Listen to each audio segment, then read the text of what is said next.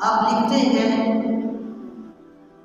کہ حضرت حسن بصری رضی اللہ تعالی عنہ کی بارگاہ میں ایک عورت آئی.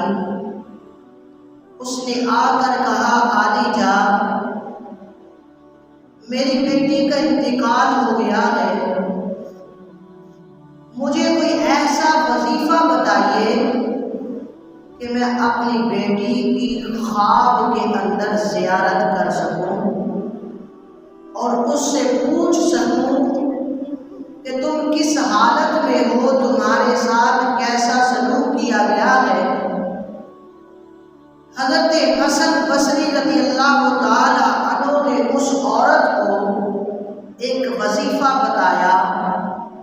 اس عورت نے اس وظیفے کو کیا تو جب رات کو سوئی تو خواب میں اسے اپنی بیٹی کی زیارت ہوئی. اس نے اپنی بیٹی کو دیکھا کہ اس کے جسم پر تارکول کا لباس ہے. تارکول لک کو کہتے ہیں جو روڈوں کے اوپر، سڑکوں کے اوپر ڈالی جاتی ہے. وہ لباس، وہ عورت کہتی ہے کہ میں نے دیکھا کہ میری بیٹی نے تارکول کا لباس پہنا ہوا ہے، اس کی گردن میں زنجیریں ہیں اور پاؤں میں بیڑیاں ہیں. تو میں نے یہ خواب دیکھا. خواب دیکھنے کے بعد میں ڈر گئی. میں نے حضرت حسن بصری رضی اللہ تعالی عنہ کے پاس آ کر اپنا یہ خواب بیان کیا کہ میں نے اپنی بیٹی کو اس حالت میں دیکھا ہے.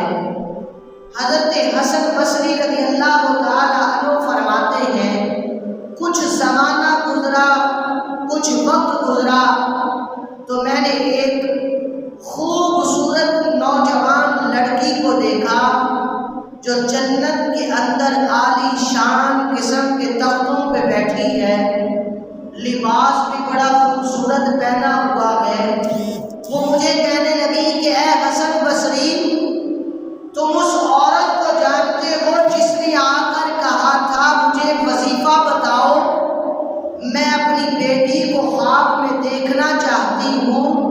کہا میں اسی عورت کی بیٹی ہوں، میں اسی عورت کی بیٹی ہوں. حضرت حسن بصری کہتے ہیں میں نے پوچھا تمہاری ماں نے تو مجھے تمہاری یہ حالت بتائی تھی، لیکن تم تو جنت کے اندر تختوں پہ بیٹھی ہو، تمہارا لباس بھی بڑا خوبصورت ہے، تمہاری ماں نے تو مجھے یہ حالت بتائی تھی. وہ نوجوان لڑکی کہنے لگی اے حسن بصری، میری ماں نے جو تمہیں بتایا تھا وہ بالکل ٹھیک تھا، وہ بالکل ٹھیک تھا، میری حالت وہی تھی. ایک دن ہوا یہ کہ ایک آدمی کا اس قبرستان کے پاس سے گزر ہوا جہاں مجھے دفن کیا گیا تھا.